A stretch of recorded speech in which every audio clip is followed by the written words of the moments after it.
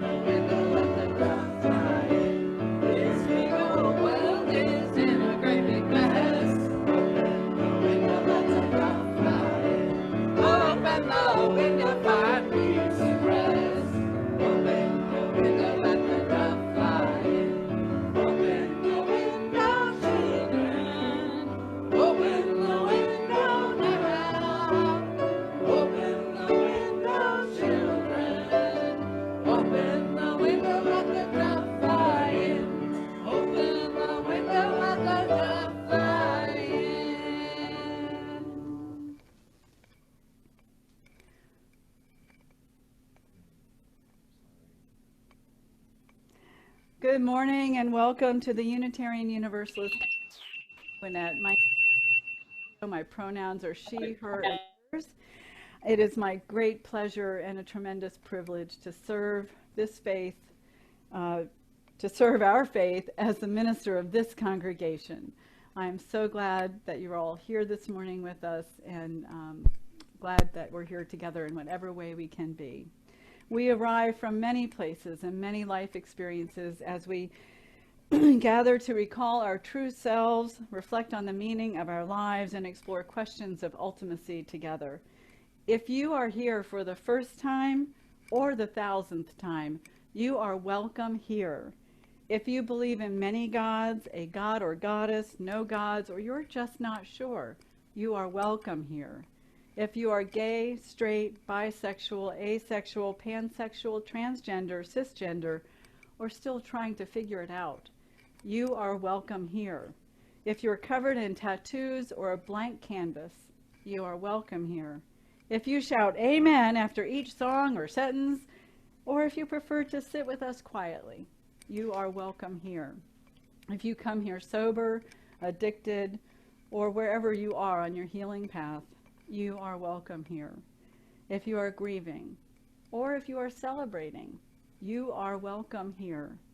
Your whole self, all that you are, all that you were, all that you long to be, is welcome here. And you are just where you should be, in a room full of compassionate, thoughtful, Unitarian Universalists, ready to meet you where you are.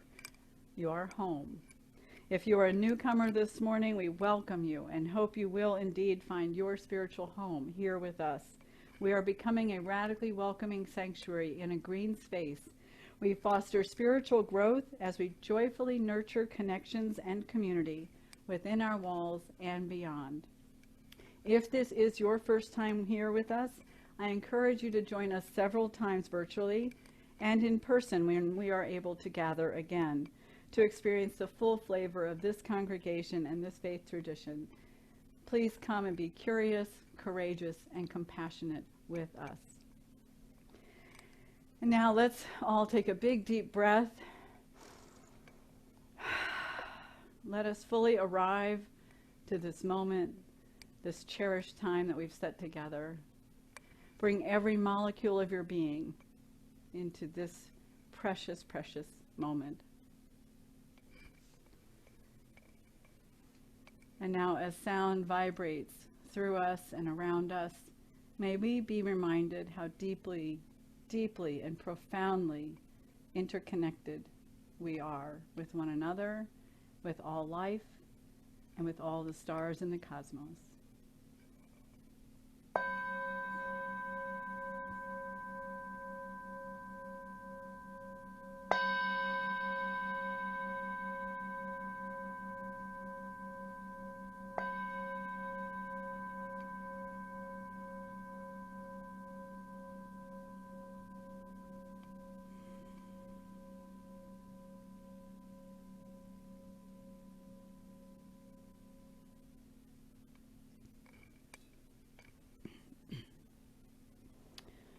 Our opening words are, "So we are bound together," by the Reverend Elizabeth Lerner McClay.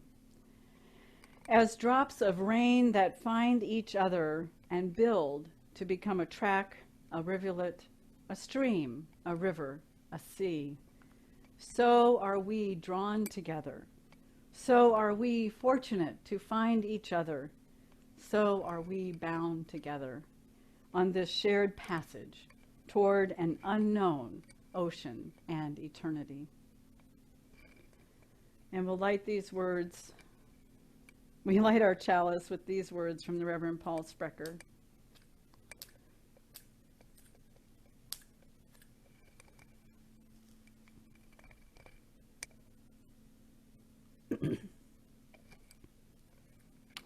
We light this chalice for the web of life, which sustains us, for the sacred circle of life, in which we have our being, for the earth and the sky, above and below, and for our Mother Earth, and for the mystery. This month we are beginning a new program year and a new monthly theme. Our monthly theme for July is Circle of Life, and today we are exploring beginnings. And as we begin this new program year, we take time today to install our new Board of Trustees and our new lay ministers. First, our Board of Trustees. In a free religious community, to serve is the highest expression of our commitment and love. To be asked to lead is the highest honor. This morning, we install the members of UUCG who have chosen to lead our congregation in the coming year. The relationship between a congregation and the Board of Trustees is one of deep respect and mutual regard. You have asked them to take on the holy work of discernment and guidance, They need you to support them in their work, share ideas and concerns in love, and to offer them your trust as they fulfill their offices faithfully. The work of the church is the work of the people. It is the work of living into our vision. It may require time spent poring over budget sheets, hours spent in meetings discussing big questions and small details, and it may manifest in shared laughter or outright frustration from time to time. But always it is sacred, for it is in pursuit of beloved community. Service is an act of faith. Service done faithfully in love is the work of justice and community building. These are the members of our 2020 to 2021 Board of Trustees. President Lorena Griffin, Acting Vice President Chuck Powell, Secretary Mary Jane Stout, Treasurer Greg Bandy, Treasurer-elect Thomas Yun, and our at-large board members Aliyah Mooney, R.J. Rice, and Katrina Yurko. This is what you have asked of these good people, that they serve our shared vision faithfully and well. I ask now of the members of UUCG, will you offer love and trust to your Board of Trustees, responding when they seek your input, showing up when they tell you what work needs to be shared, and listening carefully and sharing your ideas and concerns respectfully when they speak of the life of the church? If so, please unmute your microphone and respond with a loud cacophonous, "We will." We will. We will. We love. Great, then you're all going to be muted again. To our trustees, will you be diligent and faithful in your work, bringing your best selves and practicing self-care and open-heartedness, tending with love the details of the work, living into our leadership covenant as a sacred promise, and always keeping the vision and mission of this congregation in front of you as you serve? If so, please unmute your microphones and respond, "We will." We will. We will. We will. We will. We will. We will. May the spirit of love guide you in the coming year. May a spirit of joy infuse the work you engage, and may your service bless all within these walls, both virtual and real, and far beyond. Amen. A note that I also invite our members of the congregation to fully support the work of our nominating committee as they take on the task each year of seeking qualified leaders to serve on the Board of Trustees and the nominating committee. In our membership ceremony, we ask people to be prepared to lead when called. It is rewarding service in support of a vision that inspires us and this community of love sustained by trust, compassion, and inquiry. Please say yes when asked to serve. And now our installation of lay ministers. This is our first installation of lay ministers because these are our first ever lay ministers that I'm aware of in the history of the congregation. It's a new position, and I'll explain more about it at the end or within this ritual. The installation of lay ministers is a joyful and sacred act in the life of a congregation. It is a solemn recognition that these members of our congregation have proven their commitment to Unitarian Universalist values and beliefs and to this congregation through prior years of volunteer service and leadership. In addition, for 5 months, these 5 members participated in deep learning and reflection on all aspects of congregational life and dynamics, gaining a deeper understanding of Unitarian Universalism and what service means in this congregation. These monthly sessions focused on the essentials of Unitarian Universalism and the core elements of our vision: radical welcome, green space, spiritual growth, connecting within our walls, and connecting beyond. Along with our coordinator of family ministries, Christiana McQueen, we engaged in deep conversation about theology, our congregation, the state of the world, and the many ways in which these core elements of our vision intersect and overlap. By this act of installation, Barbara Stanke, Terry Welsher, Bob Patrick, Joe Bentley, and Peggy Averett officially commit themselves for the next 2 years to the UU Congregation of Gwinnett as lay ministers, recognized servant leaders who willingly offer their experience, wisdom, love, and curiosity in service to UUCG's mission and vision. Barbara, Terry, Bob, Joe, and Peggy, do you freely accept the responsibility of lay minister, knowing it comes with both challenge and joy? If so, please unmute your microphones and respond, "We do." We do. We do. As president of this congregation, I speak on behalf of the Board of Trustees in affirming our delegation of programmatic responsibilities to a ministry council composed of our minister, active lay ministers, and coordinator of family ministries. I affirm the board's support of your calling as lay ministers and your authority under the auspices of the minister for the programmatic life of this congregation.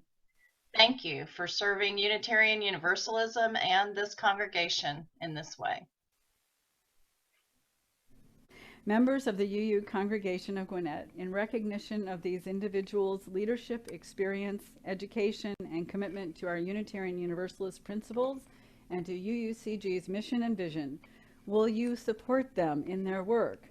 Will you speak the truth in love when they most need to hear it? Will you encourage their ongoing development as service leaders to this congregation? Will you seek ways to say yes to supporting the shared ministry of our congregation? If so, please unmute your microphones and say, "We do." We do. We do. Oops. As the formation of a shared ministry council and a lay ministry program is an important aspect of our new governance structure, I want to lift up the primary responsibilities of our lay ministers. Communicate with and oversee a specific cluster of ministry teams, programs, and activities, ensuring volunteers are equipped and empowered to meet their goals. Participate in budget planning and oversight of their cluster groups. Participate in strategic planning retreats with the Board of Trustees, program staff, and parish minister. Be visible and available to congregation members appropriate to their responsibilities. Encourage UUCG members to develop leadership skills and become more engaged and committed to our vision, mission, and covenant, and to our UU principles. And they will be ex officio members of all ministry teams in their cluster and encourage the development of new groups or retiring of groups as needed. They develop and monitor strategic goals for their lay ministry and with the groups within their cluster. Together, the lay ministers, along with our coordinator of family ministries, Christiana McQuain, and with me as your minister, comprise the shared ministry council. The council will meet regularly to envision, plan, coordinate, and reflect on the ministries and programs of UUCG. In honor of these leaders among us who have said yes to the call to greater service to our vision, mission, and congregation, please join me in singing "Just as Long as I Have Breath" with words written by Alicia Carpenter, music by Johann Ebeling, and please make sure your microphones are muted.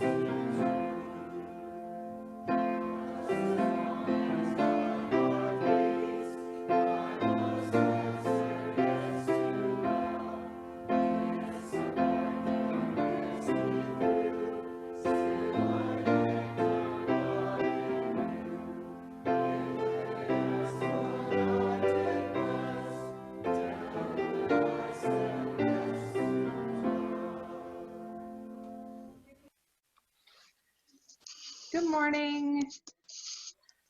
My name is Kelsey Rice, and my pronouns are she, her, and hers.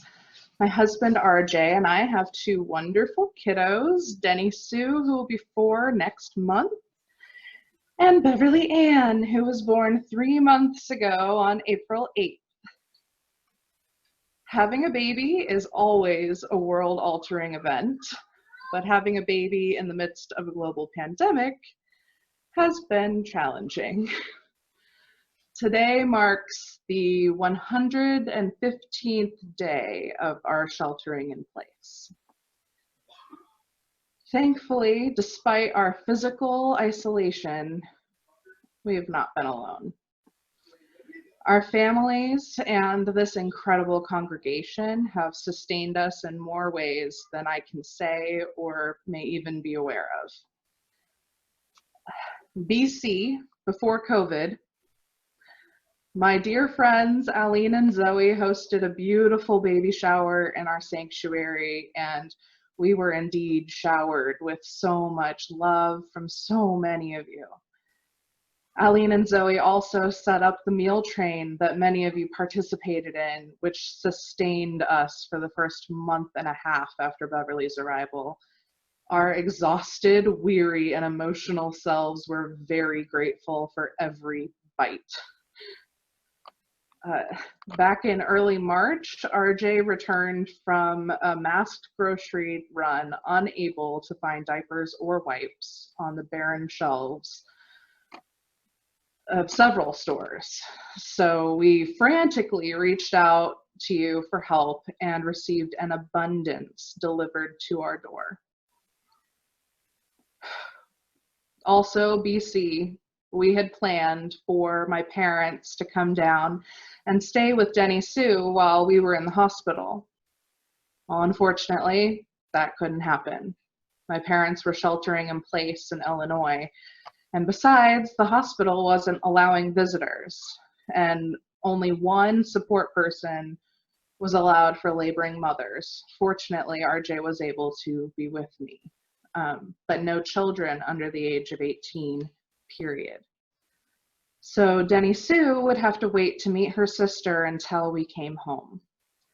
And we would have to find someone to help take care of Denny Sue while we were in the hospital for what we knew could be at least 3 days, 3 to 5 days, if not 7.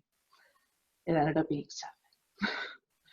Fortunately, Dan and Zoe were able to take on Denny Sue, and she got to be the unofficial 4th Kelly kid for the week. And she was in social butterfly heaven, being surrounded by so many friends after being in isolation for a month at that point. And we were so relieved to know that she was in wonderful hands while she couldn't be with us. I was admitted to the hospital on a Sunday to monitor my blood pressure, and by Monday I had developed preeclampsia. That Wednesday, I delivered at exactly 37 weeks, and Beverly was 7 pounds even and 20 inches long. I got to see her for a moment before they whisked her off to the NICU to monitor her breathing. RJ went with her to the NICU, and when I went back to my room, I experienced a postpartum hemorrhage, which ultimately required a blood transfusion. After Beverly's NICU stay and my recovery, we came home to Christiana McQueen, who helped us get ourselves adjusted to life at home after being waited on hand and foot by medical staff. Being sent home after all of that on your own, literally on your own, I was very intimidated about what that was going to look like. And fortunately, we had Christiana's open arms to help us. We also had the connection of virtual services and connection that we wouldn't have been able to have if we hadn't switched to virtual services. So in a lot of ways, COVID has blessed us in certain aspects. So while we weren't able to have my family come visit or have hands-on help the way that I'd anticipated, we did have people dropping off groceries and gifts, and Yarns from the Heart gave us so many great swaddles for Beverly, and Denny Sue has been so comforted by her care shawl that she uses when she gets emotional, because little kids should not be in quarantine. She needs to be social with other people, and she misses you all terribly. So when she uses her care shawl as a hug from you guys when she feels lonely and she misses her friends. And I've been able to lean on virtual happy hour and covenant group and attend services intermittently as our schedule allows. RJ's been able to work from home, fortunately. We've been blessed that he's been able to keep his job and has been around to help more. It's also been a difficult transition because it's hard for Denny to understand that while Daddy is here, he's not really here. He has to work. So Denny Sue has had a long road, and she has handled the transition to big sisterhood better than I ever could have imagined. She has been such a gift. She is very loving and understanding and caring and compassionate. And I know that a lot of that is innate to her, but I also like to think that it's part of knowing you guys and having that family and knowing that that's how people are in the world, that that's what we do. So life is different than we imagined. There's been a lot of fear and anxiety, seeing your toddler wear a mask to go outside and not be able to go to the park or understand about germs and 6 feet away has been terrifying. My kids aren't going to remember a world BC before COVID. But I know that they're going to be all right because they have you guys and they have my family, and we're all going to get through this one way or the other. Thanks. My name is Bill Benshoff. My pronouns are he, him, and his. This is called Plant Seeds That Matter Today. My children's births planted seeds, bearing witness to the birth of tiny humans who are at the same time an undeniable part of me and undeniably individual, put me at a crossroads. At the same time, overflowing with potential of our species and with the overwhelming mission of nurture and care. Emerging adult Greta Thunberg's words plant a seed. She writes, "I don't want you to be hopeful. I want you to panic. I want you to feel the fear I feel every day. And then I want you to act. I want you to act as you would in a crisis. I want you to act as if our house is on fire, because it is." A muscular young Jewish carpenter with brown hair, eyes, and skin speaks in the temple at Nazareth, planting a seed. As they speak, the justice in their words rolls down like a mighty stream through the Old Testament into the New. The Spirit of the Divine is on me because she has anointed me to preach good news to the poor. She has sent me to proclaim deliverance to the captives and recovery of sight to the blind, to release the oppressed, and to proclaim the year of divine favor. And I can imagine the distant sound of a shofar echoing the promise of the rebirth to come. Buddhist teaching plants a seed. Robert Patrick writes, "A thing happens," the Buddhists say, "when all the conditions are right. A birth, a process, a moment of chance that set into motion what and who we become. I stand in awe of the birth and births that are mine and yours. Some things are coming together even today that will bring about the next beginnings in our lives. Can we see them? Can we listen for them? The words of our ancestors plant a seed. Christiana McQuain writes, about 12,000 years ago, when a human being first planted a seed, that person was taking a leap of faith and distinctly exhibiting an ardent hope for the future. Mary Oliver plants a seed. It will always be inside the nurture and care of my beloved community that I will find my answer to her question. What will you do with your one wild and precious life? Miriam Patrick plants a seed. She asks, what if we considered our faults as a song of new beginnings in the dark, cold, frozen world we live in? Robert Walsh plants a seed. He writes, what is done, but nothing is settled. And if nothing is settled, then everything matters. Every choice, every act matters. Every word, every deed is making the meaning of your life and telling the story of the world. Everything matters. And more importantly, everything matters today.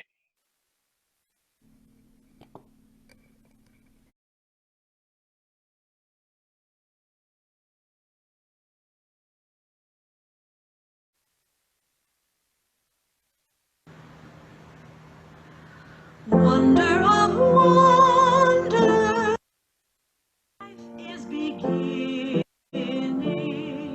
fragile as blossom, strong as the earth, shaped in a person. Love has new meaning. Parents and people sing at their birth. Now with rejoicing, make celebration, joyful of promise, laughter through tears, naming and blessing, bring dedication, humble in purpose, over the years.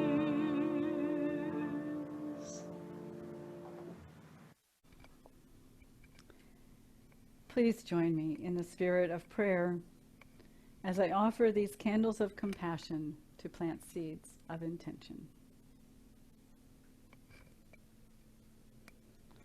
I light a candle for congregant Abijah. They are in the hospital and requested prayers for their healing.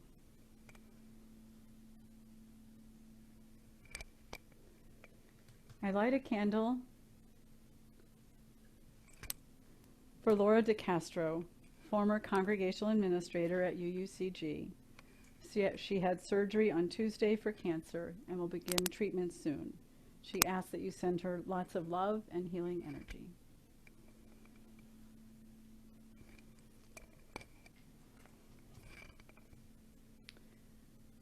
I light a candle for all people around the globe who are fighting cancer, fighting COVID-19, or other life-threatening or life-changing diseases.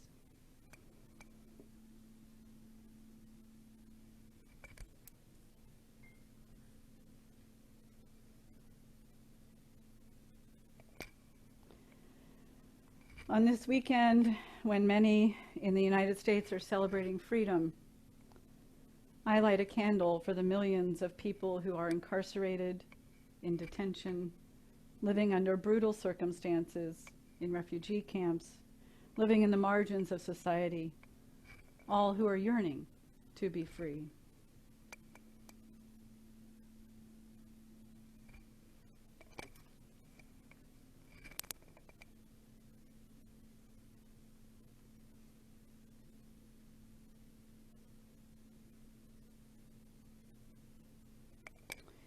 I light a candle for all who are unemployed or underemployed during this pandemic, seeking ways to make ends meet.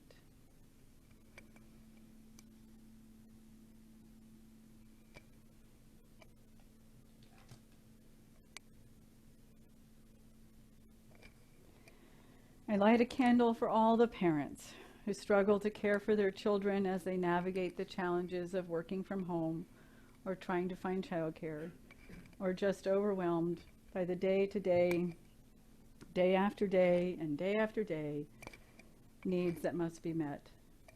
And for the parents of adult children who still worry for their children.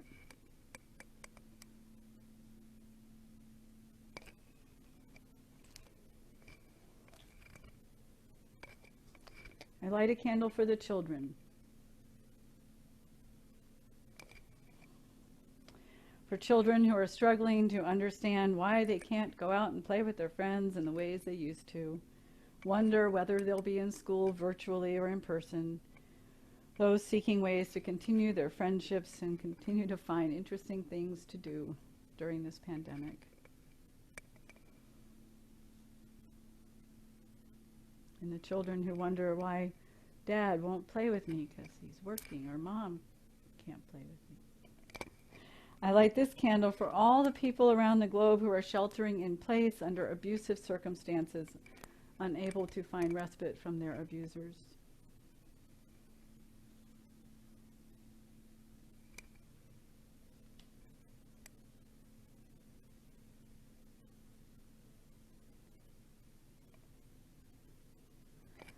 I light this candle for the frontline healthcare workers who serve day after day, after night, risking their own health to care for the many who are suffering from COVID-19 and the patients who need care for all other conditions in the hospital as well.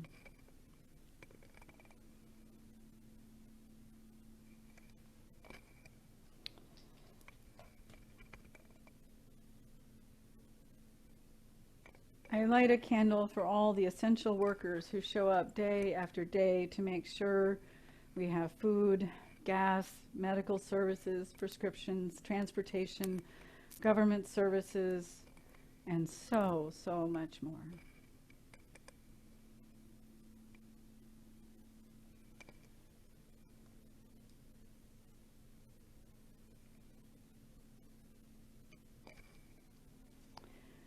I light a candle for our beautiful, amazing, wondrous planet Earth and all the amazing beings that call her home.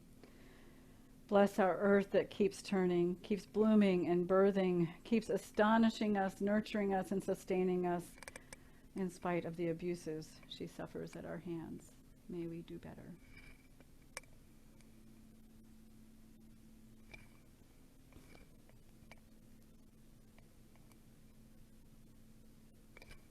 I light a candle for the water protectors, the protesters against fascism and racism, and all the activists who continue day after day to move us forward in creating a more just, equitable, sustainable, and compassionate world.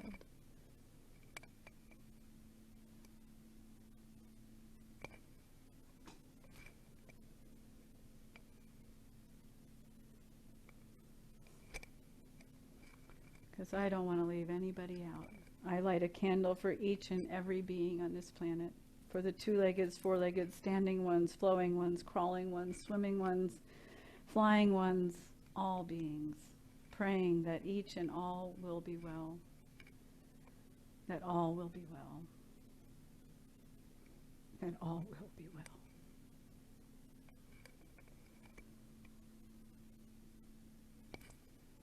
May it be so.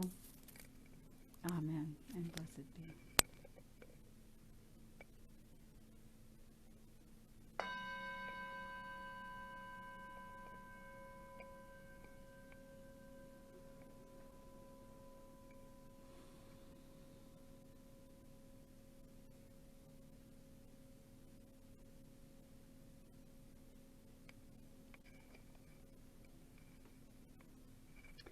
Our congregation is committed to creating a more compassionate world.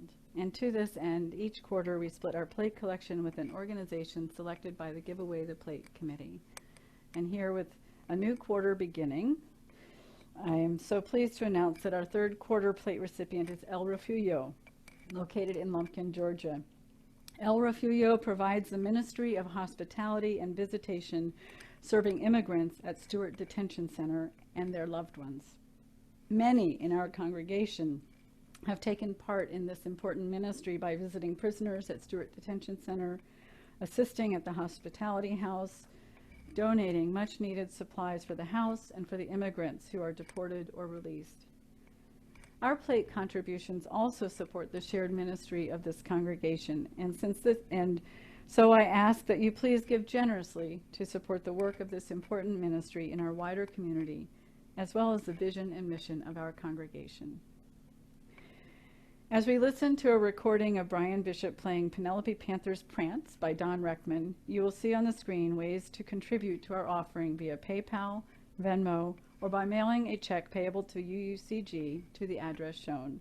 If you are worshiping with us for the first time, your presence here today with us is a great and generous gift for this congregation, and you may, if you like, choose to let the plate pass. The offering will now be most gratefully received.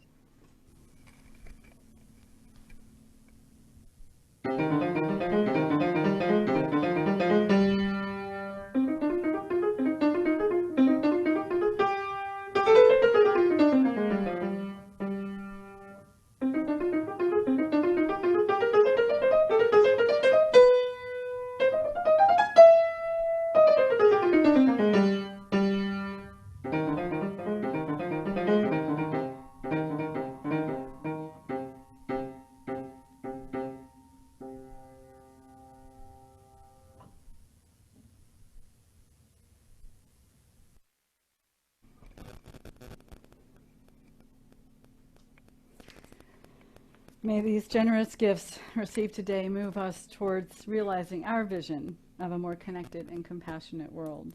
I offer my gratitude to Kelsey Rice, Bill Benshoff, Lorena Griffin, and Christiana McQueen for their contributions in this service, and I'm also grateful to Christiana for managing our Zoom room and to Russ Taddeo for running video and sound.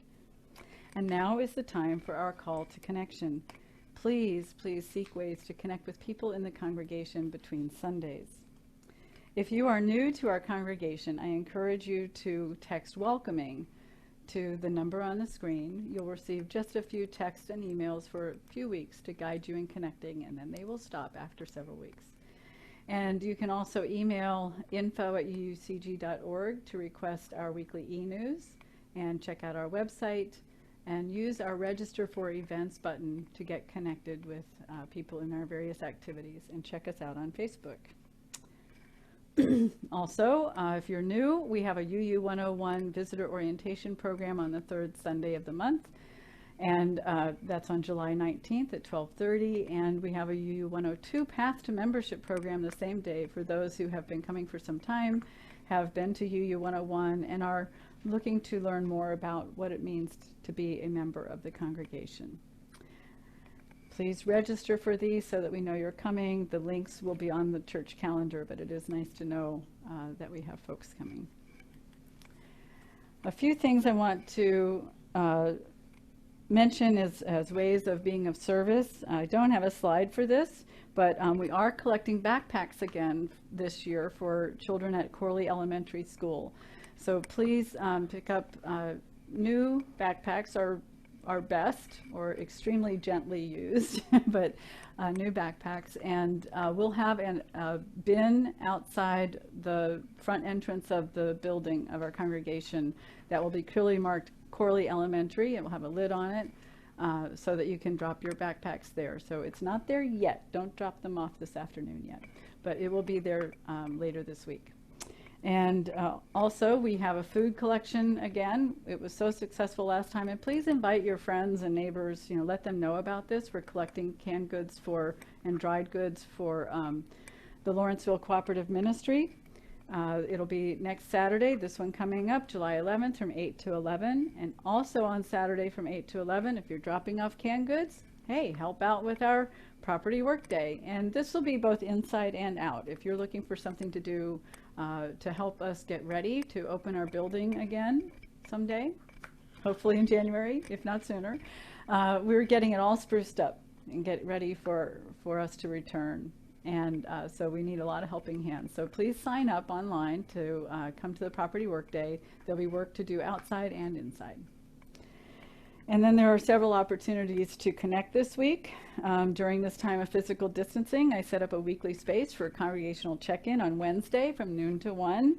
You can bring your lunch, or if you're like me, bring your breakfast if you like.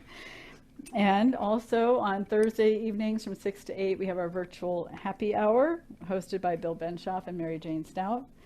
Our covenant groups are starting up again in August, so it is time to sign up. It's July already, so please register for a covenant group. These are groups of 10 people who gather for 8 sessions of deep conversation to explore the monthly themes and to get to know one another, to share our stories that help us to find meaning in our lives. So please sign up for those. They're wonderful. These are some other ways to connect. You can get our weekly e-news is the best way to see what's coming, and go to our website calendar and just look around and see what's there. So these are a few of the kinds of things that we offer.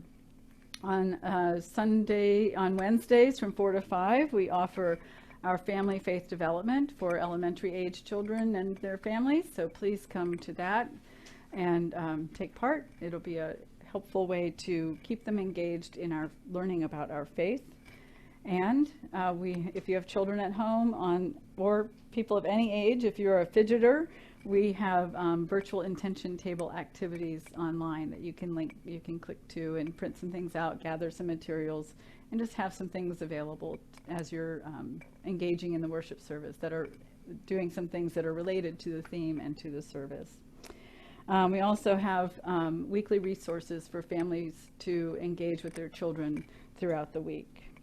If you are in need of coffee, cocoa, or chocolate from our Equal Exchange kiosk, we'll pick it up for you and bring it to you. So text EQUAL to that number on the screen, and we'll contact you to find out what you need and arrange payment and delivery.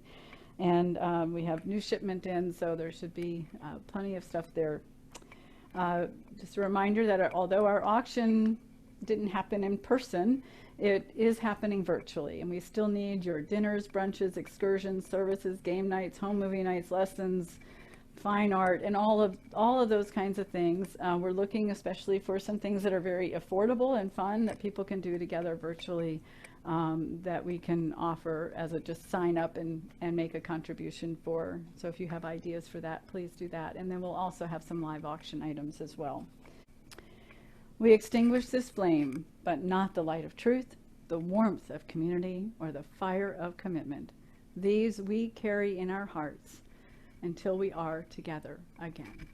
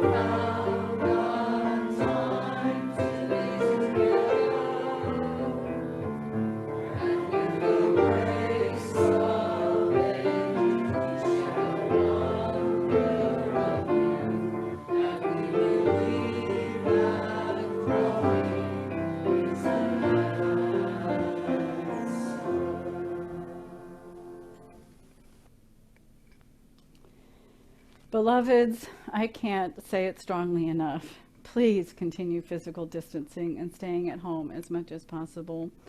Wear a mask when you leave the house. We trust science, and we know that this virus is real, and cases are increasing significantly in Georgia and throughout the South, and Gwinnett County has the highest number of cases in Georgia. You are each so precious Please take good care out there. I know we are all yearning to be with friends and family, yet the best way we can show our love is to continue to shelter in place as much as possible and follow hygiene and distancing practices. And now our service has ended, and our conversations with one another and our service to one another and the world beyond and to our vision begins. Blessed be.